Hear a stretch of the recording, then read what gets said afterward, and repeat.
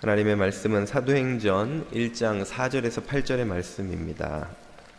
사도와 함께 모이사 그들에게 분부하여 이르시되 예루살렘을 떠나지 말고 내게서 들은 바 아버지께서 약속하신 것을 기다리라. 요한은 물로 세례를 베풀었으나 너희는 몇 날이 못되어 성령으로 세례를 받으리라 하셨느니라. 그들이 모였을 때에 예수께 여쭈어 이르되 주께서 이스라엘 나라를 회복하심이 이때니까 하니 이르시되 때와 시기는 아버지께서 자기의 권한에 두셨으니 너희가 알 바가 아니요 오직 성령이 너희에게 임하시면 너희가 권능을 받고 예루살렘과 온 유대와 사마리아와 땅끝까지 이르러 내 증인이 되리라 하시니라. 아멘. 한국교회 순교의 역사에서 가장 먼저 최초의 순교자로 기록된 분이 로버트 저메인 토마스 선교사입니다. 이 젊은 24세의 미국인 선교사는 1863년에 중국 상하이로 선교사의 신분으로 입국합니다. 그러나 풍토병을 이기지 못하고 금방 그 아내를 이국 땅에서 잃게 되지요. 큰 시리와 좌절을 겪은 그는 그러나 한 2년 정도 후에 다시금 재기해서 용기를 내어서 새로운 선교의 계획을 세웁니다. 그가 주목한 곳은 당시에는 세계인들에게 그 이름조차 생소했던 바로 조선이라는 나라였는데요. 그는 1866년에 9월 2일 한문으로 번역된 성경책을 들고 제너럴 셔먼호를 타고 평양 대동강변에 나타나게 됩니다. 그때는 이 미국의 통상에 대한 개방 압력과 또 조선 정부의 쇄국 정책이 아주 강하게 서로 충돌하던 시기였습니다. 불행하게도 제너럴 셔먼호는 대동강변에 상륙도 못 해본 채 모래톱에 배가 걸려서 오도 가도 못하는 상황에서 조선 군병들의 공격을 받아 화염에 휩싸입니다. 토마스 선교사는 그가 들고 온 성경책을 대동강변에 던지고 또 남은 것도 자기가 들고 뛰어내렸지만 조선 군병들에게 그만 체포되어서 선교다운 선교를 한번 해보지도 못한 채 목이 잘려 대동강변에서 그대로 순교하고 말지요. 여기까지만 보면 토마스 선교사의 이 희생은 아무 소득 없이 그저 젊음을 낭비한 것으로만 그렇게 비춰질 수 있습니다만 그 이후에 반전의 역사가 쓰여집니다. 그가 죽으면서 흩어 던진 성경을 현지에 있는 평양 주민들이 이제 주워 갔는데요. 그 중에서 12살 난 최치량이라는 아이가 3권의 성경을 주어서 그것을 평양 영무주사, 당시의 관리죠, 영무주사로 있던 박영식이라는 이에게 전해주었습니다. 박영식은 그 성경의 가치나 내용을 알 리가 없었기에 당연히 그랬겠지만 그걸 한 장씩 다 찢어서 온 집에 이제 도배지로 쓴 것입니다. 그래서 무슨 뜻인지도 모르는 성경 구절이 한문으로 적힌 그 도배지가 그냥 온 집을 덮은 것이죠. 그렇게 세월이 흘러서 이 최치량이 성인이 되어서는 그 박영식으로부터 그의 집을 사서 그것을 여관 영업을 시작합니다. 그런데 이 평양에 선교사로 후에 들어오게 된 마펫과 그레함 리 선교사가 이 평양에 들어왔을 때에 묵게 된 여관이 바로 이 박영식으로부터 최치량이 산 그 여관이었던 거예요. 선교사가 이제 평양에 와서 복음을 전해야 되겠다 하고 어디 묵을 데가 없나 하고 여관을 찾아서 들어가 봤더니 여관 벽에 성경이 도배가 되어 있는 것입니다. 아니 이게 어떻게 된 일인가 들어보니 우여곡절이 그렇게 된 거예요. 그래서 여관 주인인 최치량에게 이 마펫이 복음을 전합니다. 그가 복음을 받아들이고 세례를 받아 이 마펫의 선교의 열매가 되죠. 후에 박영식도 역시 세례를 받고, 이들은 바로 이 여관이 바뀐 그 널다리골 교회의 최초의 교인이 됩니다. 이 여관은, 그 성경으로 도배된 여관은 그대로 널다리골 교회가 되어서 우리 교회사에서, 평양에서 최초로 세워진 교회가 되죠. 이 교회의 이름은 후에 장대제 교회로 바뀌었다가 다시 장대현 교회로 바뀌는데, 1907년 평양 대부흥운동의 시발점이 된 곳이 바로 이 장대현 교회였습니다. 그리고 평양 대부흥운동은 우리 한국교회의 이 기독교사에 있어서 참 기록적인 그 부흥의 전기가 된 사건이기도 하죠. 이 토마스 선교사의 언뜻 보면 소득 없어 보였던 이 순교의 희생이 오늘날 한국교회의 이 큰 부흥과 복에 참 씨앗을 뿌린 그 밑거름이 되었던 것입니다. 토마스 선교사뿐 아니라 많은 이 순교의 피가 한국 교회를 위해 뿌려졌습니다. 서울에 있는 양화진 선교사 묘역에 가보면 수없이 많은 이 선교사들이 그들의 아내와 그들의 자녀들을 이 척박한, 이름도 알려지지 않은 나라에 와서 풍토병으로, 이런저런 박해로 땅에 묻고, 그러고도 고국으로 돌아가지 않고 끝까지 조선을 사랑해서 이 조선을 위해 그들이 뿌린 눈물과 피가 오늘 우리들이 누리는 이 복음의 열매의 밑거름이 된 것입니다. 그런 의미에서 한국교회는 참 이 선교의 빚을 많이 진 교회라고 할 수 있습니다. 빚진 사람이 가진 채무감, 이 채무감이 오늘 우리 한국교회에 참 크게 가슴에 지워지지 않은 채 자리 잡고 있다고 할 수 있는 것이죠. 오늘 우리가 읽은 본문은 예수님이 부활하시고 승천하시기까지의 40일 동안의 행적을 기록한 사도행전 1장의 일부입니다. 이 40일 동안에 여러 가지 행적이 있었겠지만 사도행전 1장은 그 중에서 딱 한 가지 사건만을 소개하고 있는데, 그것은 그만큼 그 사건이 중요하다는 의미이겠죠. 생략한 많은 사건들과 비교할 때에 비교할 수 없이 중요한 의미가 거기에는 있다는 것입니다. 이 예수님과 제자들 사이의 대화에서 제자들은 예수님에게 한 가지 질문을 던지는데요, 이 질문의 의미를 살펴보는 것이 중요하겠습니다. 6절입니다. 그들이 모였을 때에 제자들이 예수께 여쭈어 이르되 주께서 이스라엘 나라를 회복하심이 이때이니까 하니. 제자들이 질문을 하는데 이스라엘 나라를 회복하시는 것이 도대체 언제입니까? 지금인가요? 바로 이 시점입니까? 하고 묻는 것이죠. 왜 제자들이 이렇게 물었으며 이 질문에 그 숨겨진 의미가 무엇인지를 이해하는 것이 필요합니다. 먼저 이들이 이렇게 물은 이유를 살펴보자면요, 구약의 선지서, 요엘서, 예레미야, 에스겔, 다니엘의 공통되게 마지막 때에 대한 예언이 나옵니다. 시간 관계상 우리가 다 인용해 보지는 않겠습니다만 그 예언에는 공통되게 언급되는 두 가지 사건이 있습니다. 마지막 때가 되면 이 두 가지 사건이 일어날 것이다.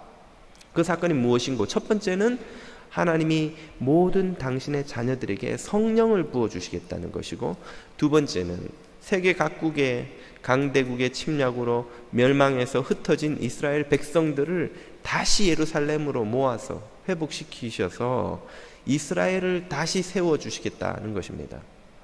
이 두 가지가 유대인들의 이 마음속에 기대로 늘 자리 잡고 있는데, 오늘 본문 6절 바로 앞에 4절 5절에서 예수님이 제자들에게 성령을 받을 것이라고 약속해 주셨던 것입니다.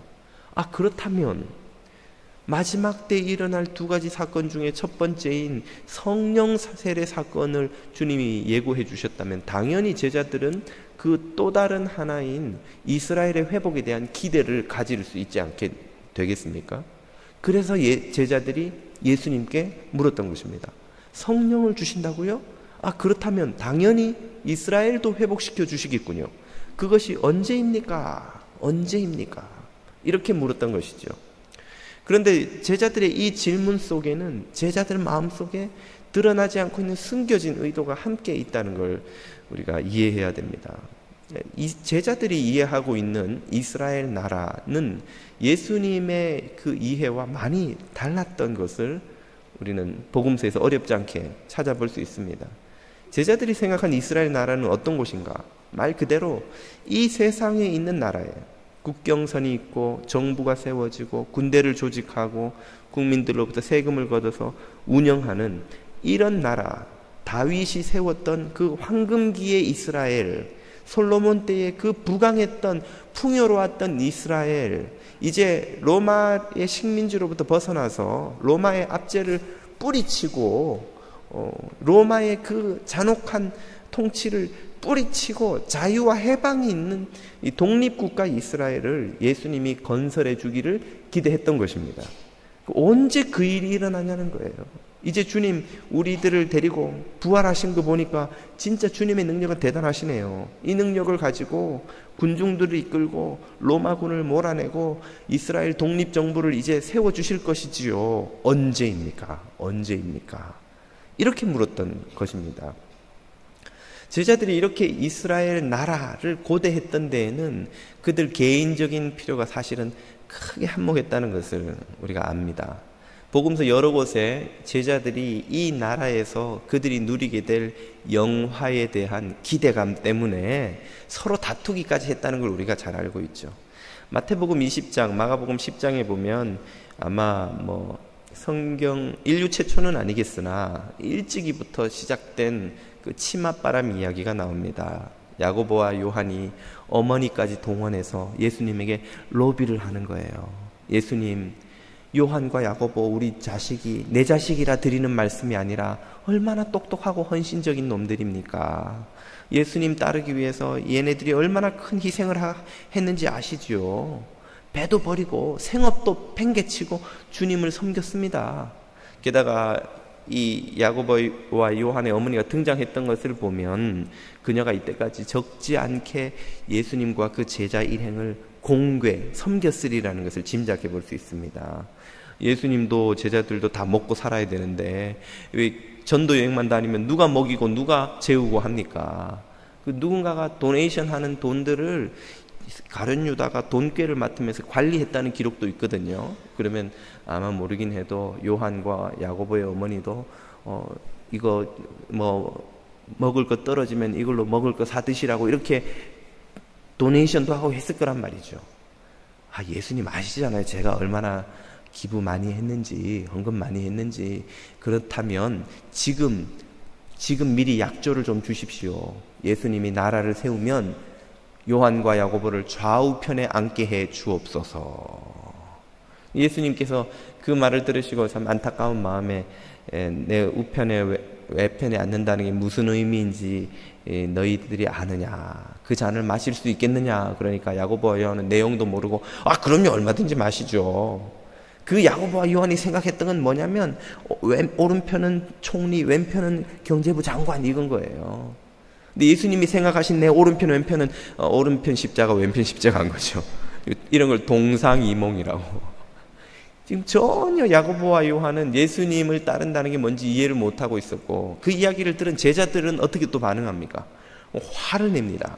그들이 화를 내는 이유는 야고보와 요한이 오해하고 있었기 때문이 아니라 내 자리를 야고보와 요한이 선수쳤기 때문에 그런 거예요. 내가 먼저 로비해서 그 자리를 따내야 되는데 야고보와 요한이 어머니까지 동원해서 선수를 치니까 새치기를 하니까 화가 난 거죠.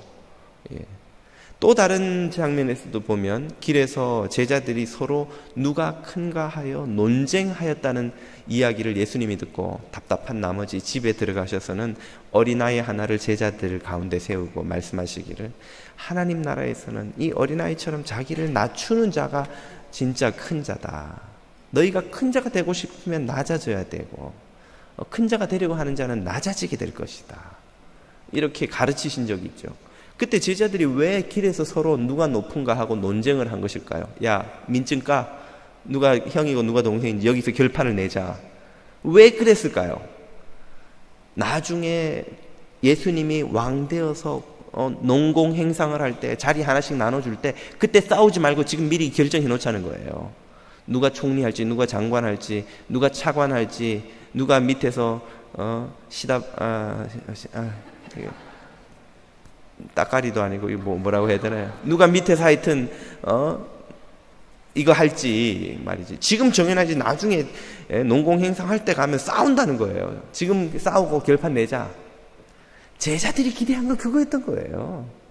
그러므로 제자들이 지금 예수님, 이스라엘 나라가 회복될 때는 언제입니까? 하고 묻고 있는 이 마음속에는 예수님, 언제 우리가 이 고생 끝내고 한 자리씩 차지하고는 이제 정말 고생 끝, 행복 시작, 해피한 인생을 좀 살겠습니까? 우리나라도 독립하고 그 독립된 나라에서 장관 한 자리씩 쫙 하고 그러면 주님 쫓아다니면서 고생한 거 이거 다 보상받겠지요? 이것이 제자들의 마음속에 있었던 이스라엘 나라의 회복에 대한 그림이었던 것이죠. 이 그림은 또 우리가 복음서로 돌아가 보자면 예수님이 그리고 있는 이 이스라엘 나라와 전혀 다른 것이었습니다. 성경에서 때가 찼고 하나님의 나라가 가까웠으니 할 때 그 하나님의 나라를 이 유대인들은 다 이스라엘 나라에 대한 이 메시지로 이해했던 것입니다. 예수님도 그 이스라엘의 회복을 말씀하시지만 예수님이 말씀하신 그 회복될 이스라엘 나라, 서게 될 하나님 나라는 제자들이 생각하는 그 나라와 달랐던 거예요. 예수님께서 어떤 나라를 그리고 계신지 성경 요한복음, 누가복음이 각각 이렇게 가르쳐 줍니다. 요한복음 18장 36절을 보면요, 예수님께서 묻는 빌라도에게 대답하시는 장면이 나오죠. 내 나라는 이 세상에 속한 것이 아니라, 이 세상에 국경선이 있고 군대가 있고 통치하는 나라가 아니라, 만일 내 나라가 이 세상에 속한 것이었다면 내 종들이 싸워서 나로 유대인들에게 잡히지 않도록, 그래서 넘기우지 않게 하였을 것이다. 내가 12명을 장교로 삼고 5,000명을 군대로 조직해서 싸워서 내가 무너뜨리고 말지, 내가 이렇게 무기력하게 체포되지 않았을 것이다. 이제 내 나라는 여기에 속한 것이 아니니라. 제자들이 생각하는 그런 나라가 아니라는 거예요. 빌라도가 생각하고 있는 그런 나라가 아니라는 거예요. 빌라도도 유대인들이 예수님을 잡아왔을 때 이 사람이 자기를 유대인의 왕이라고 부른다니, 아니 로마 정부가 임명한 총독이 여기 있는데 자기가 유대인의 왕이라면 이 사람이 반란군의 수괴가 아닌가. 처음에 가졌던 의문은 그거였어요. 그런데 아무리 뜯어보고 대화해보고 해도, 야, 네가 뭐 군대를 조직한 적도 없고 뭐 반란을 선동한 적도 없는 것 같은데 왜 유대인들이 널 시기해서 잡아왔냐, 이렇게 대화하는 중에 이 이야기가 나온 거예요. 예수님이 바리새인들에게 비슷한 답변을 하신 적이 또 있습니다. 누가복음 17장 20절로 가보시면요, 이번에는 빌라도 대신 바리새인들이죠. 바리새인들이 하나님의 나라가 어느 때에 임하나이까 묻거늘, 이것이 곧 제자들이 던졌던 질문과 똑같은 거예요. 이스라엘 나라의 회복이 이때니까 이 말이나, 바리새인들이 물었던 하나님 나라가 언제 임합니까? 당신이 하나님 나라를 전한다면서요.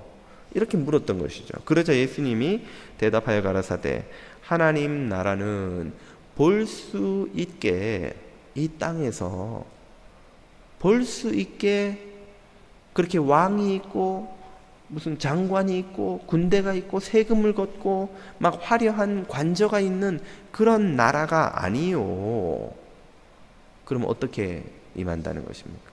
또 여기 있다 저기 있다고도 못하리니, 아메리카 대륙에 있다, 아프리카에 있다, 시애틀에 있다, 보스턴에 있다, 하나님 나라가 뉴욕에 임했다, 이렇게 말할 수 있는 나라가 아니라는 거예요. 하나님 나라는 어디에 있다고요? 바로 너희 안에 있느니라. 아멘. 이것이 예수 그리스도께서 전하시고 세우신 나라입니다. 이것은 바로 예수 그리스도에게 전심으로 순종하여 하나님의 다스림을 받게 되는 사람의 마음 속에서, 심령 속에서, 그의 삶 속에서 임하는 나라, 한마디로 영적인 나라인 것이죠. 제자들은 세상의 나라를 꿈꾸었는데 예수님은 영적인 나라를 전하고 계신 것입니다. 왜 예수님은 제자들이 기대한 세상의 나라를 전하지 않으신 것일까요? 세상의 나라는 영원할 수 없기 때문입니다. 이 세상의 어떤 나라의 영화도 영원할 수가 없어요. 세상의 어떤 제국도, 세계사를 보면 아무리 강대했던 제국도 200년 이상 전성기를 보낸 나라가 없습니다. 다 100년 안에 다 무너지고 길어봐야 200년 무너지거나 그 다음에는 쇠락기에 접어드는 거예요. 500년, 1000년간 제국조차도 심지어 200년의 전성기를 딱 지나고 나면 그 다음부터는 그냥 간신히 명맥만 유지하다가 결국에는 무너지고 역사의 뒤안길로 사라지는 것입니다. 우리 인간이 누리는 영화도 그래요. 요즘 한국에서 총리 인사청문회 때문에 지금 새 총리가 들어서긴 했습니다만 그 왈가왈부하는 이야기를 들어보니까 장관 인사청문회군요. 장관들의 평균 수명이 13개월이라는 겁니다. 통일부 장관, 경제부 장관, 무슨 장관 올라가면 13개월 지나면 사표 내고 나와야 된다는 거예요. 대통령 임기 한 번에 보통 4-5명 장관을 갈아치우니까 평균적으로 그 정치인들뿐 아니라 여러분 장관 하면 얼마나 영예로운 자리로 여겨집니까? 그러나 그 자리도 13개월 하면 물러나와야 되는 거예요. 그리고는 남은 생에 전직 장관 누구누구 이러고 그것 붙이고 다니는 것이죠. 우리가 이 세상에서 누리는 부영화, 명성, 인기, 아름다움 그 어떤 것도 영원한 게 없기 때문에 그것은 주님이 우리에게 굳이 가르쳐 주시지 않아도 우리가 목숨 걸고 얻으려고 몸부림치는 것인데 그 어느 것도 영원한 것이 아니라는 거예요. 젊음도 영원하지 않고 부도 영원하지 않고 명성도 인기도 순식간에 지나가 버리고 주님이 전하시는 나라는 그런 걸로 세워지는 나라가 아니라는 거예요. 우리 안에서 하나님께 순종하여 하나님을 왕으로 모셔서 살아가는 성도의 삶 속에서 임하는 나라, 그 나라야말로 영원한 것이며 이 생과 내 생에 영원히 가는 것인 줄로 믿습니다. 예수님이 바로 그 나라를 전했는데 제자들은 그걸 전혀 이해하지 못했기 때문에 엉뚱한 것을 지금 구하고 있는 것이죠. 이것은 오늘날 이 현대 그리스도인들의 모습을 이 제자들의 질문은 대표한다고 할 수 있습니다. 우리는 기독교인이 되고 예수님을 믿는다고 하면서도 아직도 주님 앞에 던지는 질문, 구하는 기도는 이 제자들의 6절에서의 기도에서 거의 나아가지 못하고 있는 경우가 대부분인 거예요. 주님, 언제쯤 이 문제가 좀 해결되겠습니까? 언제쯤 비즈니스가 한번 대박 나겠습니까? 언제쯤 이 건강 문제가 해결되겠고, 언제쯤 자식 속썩이는 자식들이 좀 잘 되고, 언제쯤 좀 이 집도 모기지 끝내고, 언제쯤 저 나를 골치 아프게 하는 저 문제, 저 사건, 저 인생, 저 걸림돌이 좀 치워지겠습니까? 주님, 저거 좀 치워주세요. 주님, 이거 좀 잘 되게 해주세요. 우리는 끊임없이 이게 해결되면 그 다음 게 해결되면 또 그 다음. 무슨 문제 해결을 위해 사는 인생처럼 주님 앞에 언제쯤 이 문제가 다 해결되고 걱정 근심 없는 편안한 어카운트에 돈을 쌓아놓고 목이 다 갚고 몸 아픈 데도 없고 편안하게 좀 날마다 골프만 치고 다녀도 걱정이 없는 그런 인생을 한번 살아볼 수 있을까요, 주님? 마음속에 깊은 곳에서는 늘 그때를 기다리는 거예요. 언제쯤. 그것은 하나님의 나라가 아니라 사실은 내 나라를 세우고자 하는 욕망이죠. 그런 욕망을 갖고 살아가는 우리들에게 예수님이 주시는 답이 무엇입니까? 7절입니다. 이르시되 때와 시기는 아버지께서 자기의 권한에 두셨으니 그 나라를 어떻게 언제 세우실지는 주님 권한이니 너희가 알 바 아니요. 너희가 알 바 아니요. None of your business.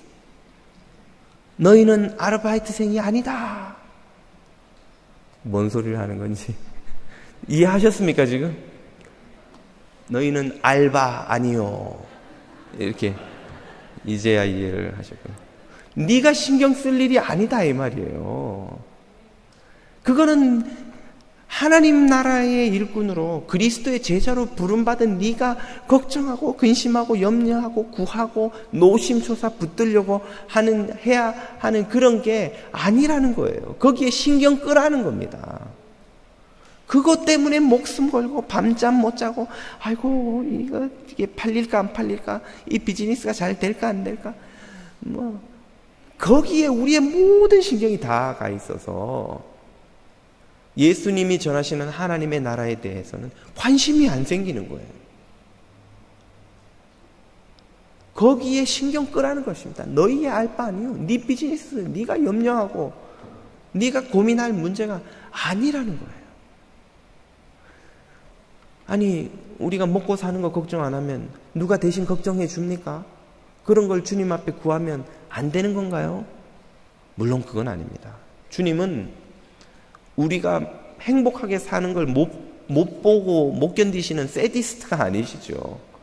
산상설교에서 주님은 자녀들에게 가장 좋은 것을 주시려는 아버지로, 또 주기도문에서는 일용할 양식을 구하라고 기도하셨고, 빌립보서와 베드로전서에서는 너희 염려를 주님께 다 아뢰라, 주님이 다 도와주시리라 고 약속하여 주셨습니다. 그렇다면 왜 그걸로 염려하고 근심하지 말라는 것입니까? 그것이 우리 인생의 우선순위가 되어서는 안 된다는 거예요. 우선순위가 있는 것입니다. 먼저 구해야 할 것이 있고 나중에 구해야 할 게 있는 거예요. 여러분 비행기 타고 외국에 다녀오실 일정이 있으면 제일 먼저 뭐부터 챙겨야 됩니까? 여권부터 챙겨야 되는 거예요. 비행기 타고 10시간이나 가야 되는데 지루해서 어떡하지? 재밌는 잡지책 하나 챙길까? 그리고 막 집을 뒤져서 옛날에 보던 그 잡지책 막 찾는, 막 몇 시간을 찾아서 겨우 찾았다! 이거 있으면 10시간이고 20시간이고 문제 없다는 거예요. 그리고 공항에 가서 보니까 여권이 없어요. 그러면 어떻게 됩니까? 타지도 못하고 돌아와야 되는 거예요.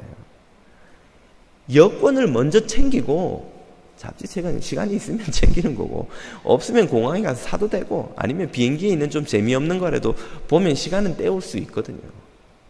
비행기를 탈 때 잡지책보다 여권이 우선인 것처럼 제자들의 삶은 생존이 아니라 사명이 우선인 거예요. 먹고 사는 문제가 아니라 주님이 제자로 우리를 부르신 그 목적이 우선인 거예요. 그거를 이루고 나면 먹고 사는 문제는 주님이 알아서 하신다는 겁니다. 주님 손에 맡기라는 거예요. 너희 쓸 것을 너희 천부께서, 하늘에 계신 아버지께서 어떻게 하시느니라? 다 아시느니라. 여러분 엄마들의 서열은 뭐에 의해서 결정되는지 아십니까? 아이들 나이에 의해서 결정이 돼요. 내가 나이가 많아도 저 젊은 엄마한테, 저 젊은 엄마가 우리 애보다 더 먼저 나이 많은 애를 키워봤으면 가서 물어봐야 돼요. 우리 애가 지금 3살인데 5살 때는 애들이 뭐 해요? 초등학교 들어갈 때 뭐 준비해야 돼요? 내가 언니라도 상관없어요. 그 동생한테 가서 물어봐야 돼요. 애를 키워본 부모가 애한테 필요한 게 뭔지 안다는 말입니다. 주님이 우리의 필요를 아시는 이유가 무엇입니까? 지금 이 땅에 70억이 넘는 인구가 살고 있지만 인류가 창조된 이래 지금까지 수없이 많은, 수를 다 헤아릴 수 없는 그 인생들을 주님이 일일이 기저귀 갈아가면서 다 키우신 거예요. 다 키워보신 거예요. 다 먹여 살리시고 다 입히시고 다 돌보셔서 지금까지 인류가 살며 이런 복을 누리게 해오신 거예요. 죄로 멸망하지 않도록, 그 멸망의 구렁텅이에 절벽이 떨어지지 않도록 죄 짓고 도망칠 때마다 끌어당겨서 잡아서 다시 앉혀서 다독여서 얼러서 지켜가면서 인류를 지금까지 키워오신 거예요. 그래서 우리가 주님 사실은요 그러면은 벌써 안다 니한테 필요한 게 뭔지 안다. 그게 말입니다. 사실은 알고 있다. 내가 다 준비해놨다. 조금만 기다려라. 때가 되면 너한테 채워줄 것이다. 그게 말입니다. 그럼 걱정하지 마라. 한두 명도 아니고 10억 20억도 아니고 네가 상상할 수 없는 수많은 인생들을 너하고 똑같은 똑같은 고민을 갖고 끙끙대는 인생들을 내가 키우며 돌보며 먹여왔다.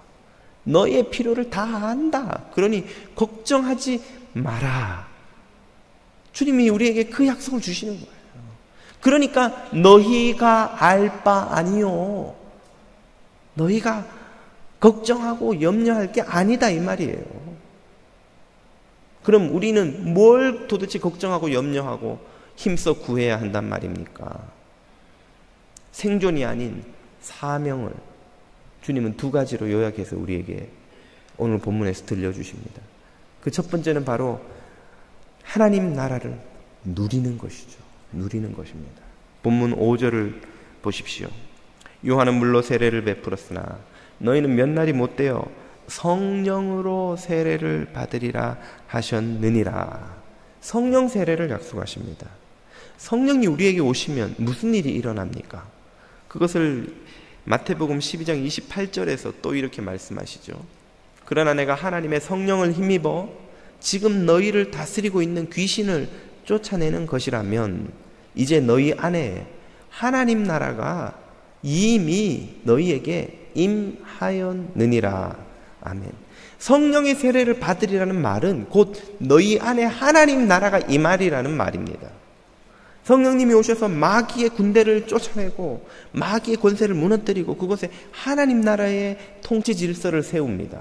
하나님이 왕이 되시고 그분에게 순종하며 그분의 법도를 따라 사는 사람의 삶을 건설하십니다. 그것이 곧 하나님의 나라인 것이죠. 그러므로 성령 세례를 받으리라는 말씀은 바로 이 하나님 나라를 너희가 누리게 되리라 하는 말씀과 같은 의미인 것입니다.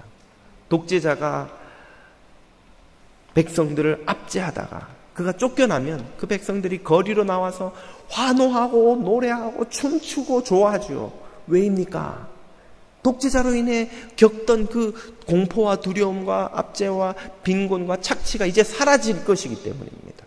선한 왕이, 선한 대통령이 와서 덕으로 자비로 통치하게 되면 이제 이 나라가 질서가 잡히고 공정해지고 참 사람을 귀하게 여기게 되고 먹을 것을 함께 나누어 공존하는 세상으로 바뀔 것이기 때문입니다.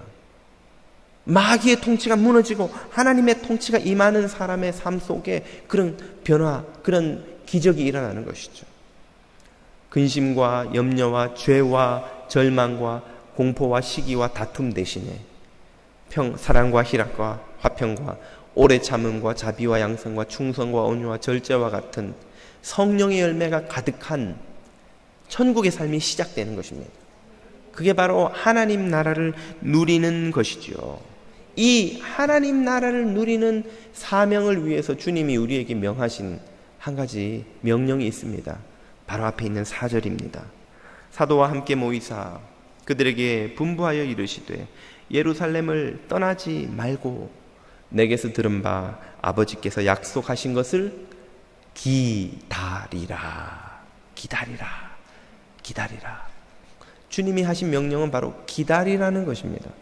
이 명령을 들은 제자들은 갈릴리로 돌아가지 않고 각자 살 길을 찾아 떠나지 않고 예루살렘에서 마가의 다락방에 모여 오순절 성령 세례 사건이 있기까지 열흘 동안 특별 수련회를 가집니다.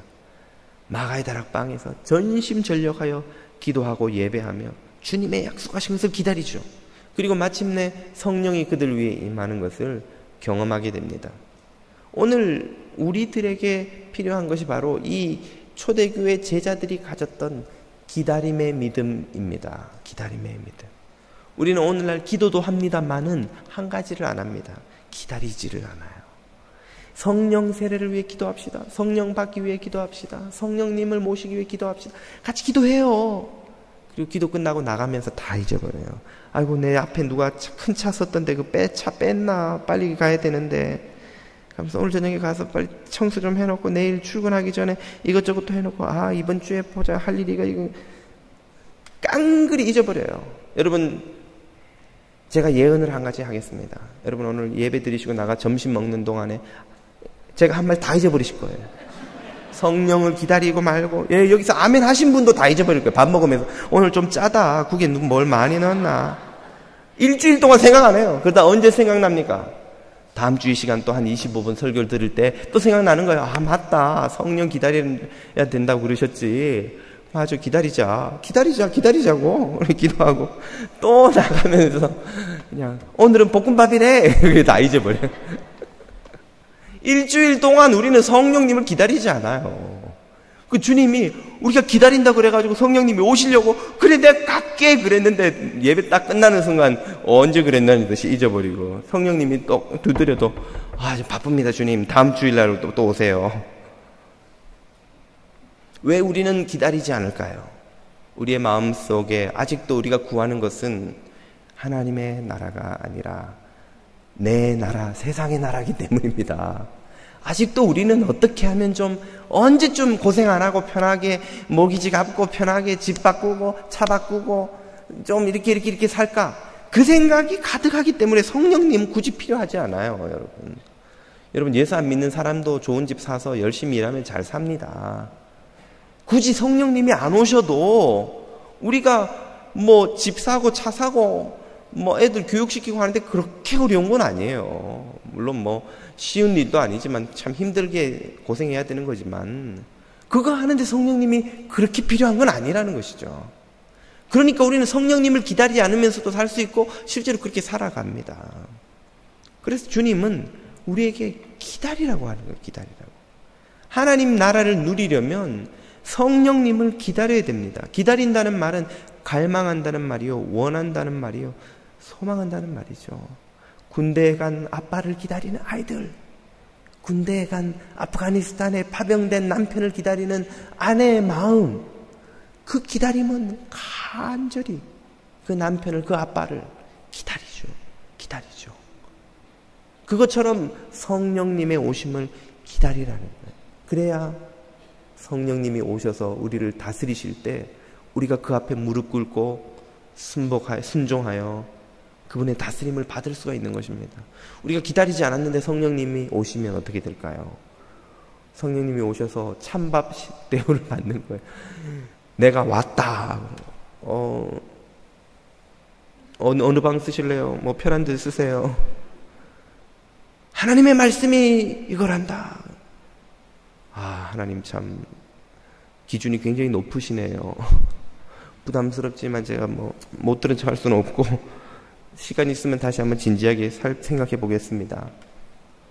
네가 오래서 왔는데 그렇죠. 오시면 좋겠다고 기도는 드렸는데 우리 한국 사람은 말이 꼭 그 말 그대로 되는 건 아니거든요. 우리가 성령님 오시옵소서 기도는 하는데 그 말에 진심이 없는 거예요. 그냥 캠페인 하듯이 무슨 슬로건에 반성하라 한번 외치듯이 목사님이 기도하자 그러니까 기도는 했는데 문을 열고 나서는 순간 기다림의 마음은 없는 것이죠. 그 이유는 말씀드린 것처럼 우리가 하나님 나라를 구하는 것이 아니라 우리의 나라, 나의 나라, 세상 나라를 구하고 있기 때문입니다.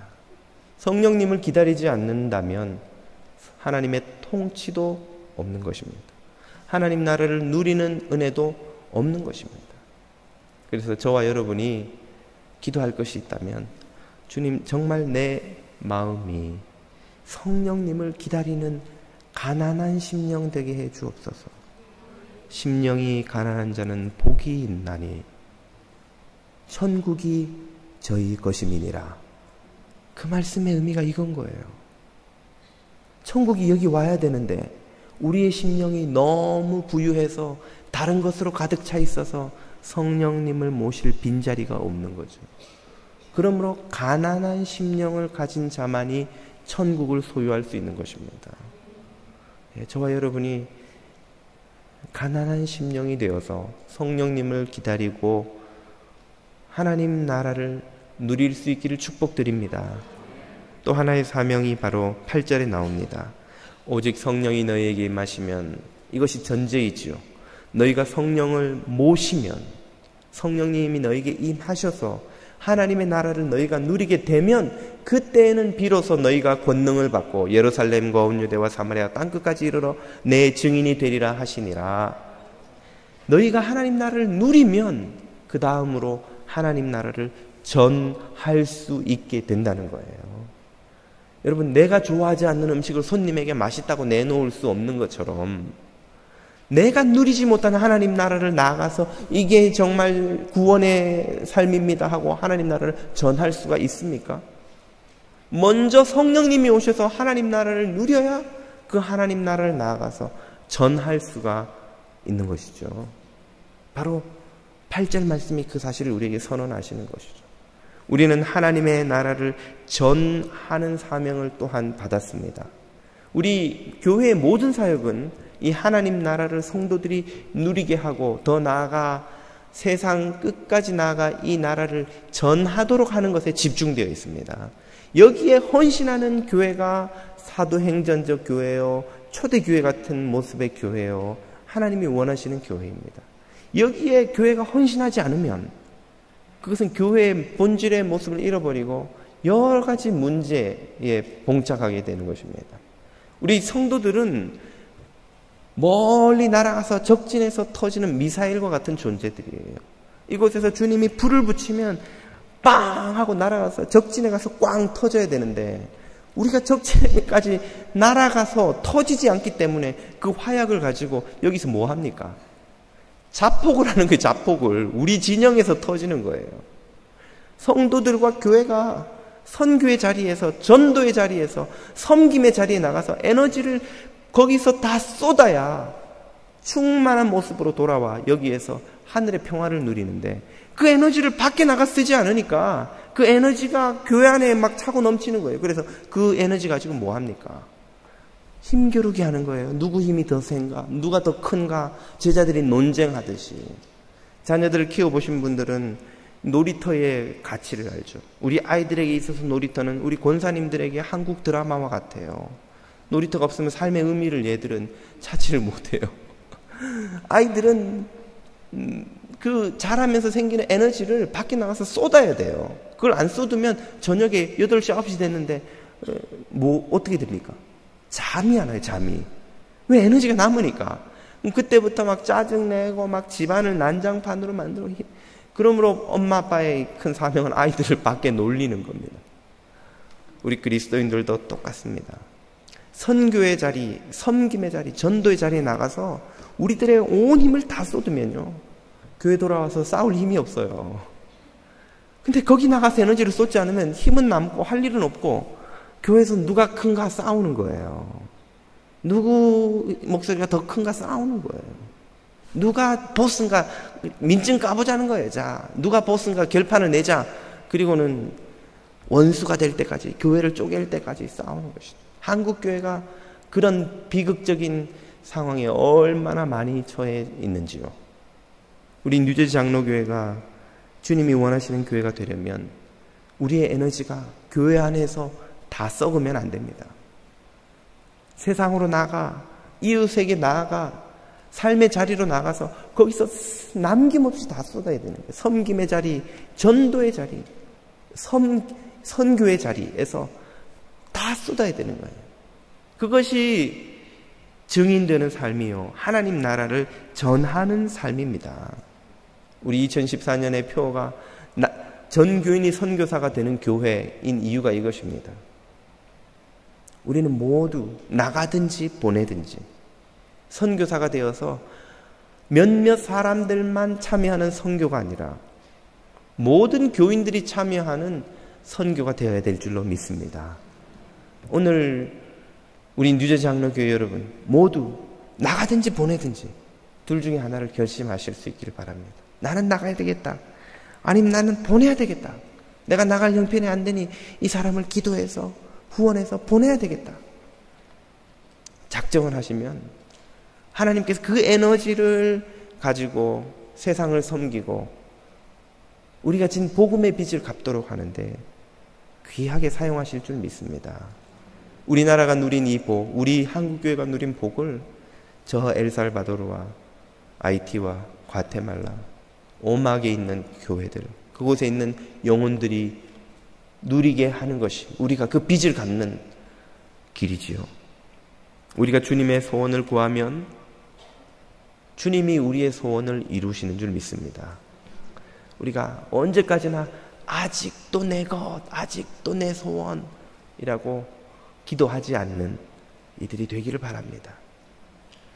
성령님을 기다림으로 천국을 누리고 선교에 동참함으로 그 천국을 전하는 저와 여러분 다 되시기를 축복드립니다.